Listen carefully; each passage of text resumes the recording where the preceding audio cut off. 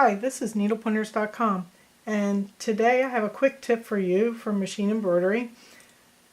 This might be obvious, but I figured I'd mention what I usually do when I'm machine embroidering.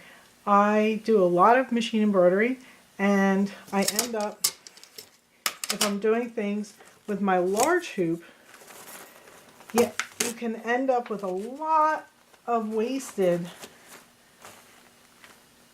stabilizer.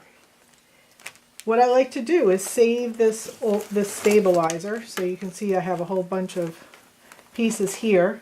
I also have some cutaway pieces here that I've saved. And when I'm embroidering into smaller hoops, I can then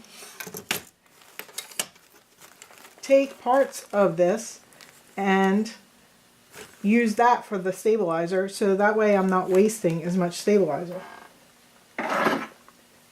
So what I will normally do is I can cut this stabilizer, and there's a missing section there, and I can either layer two pieces or you can fold it over. But a lot of times I'll take two pieces like this and I might layer it like this, and then hoop that stabilizer.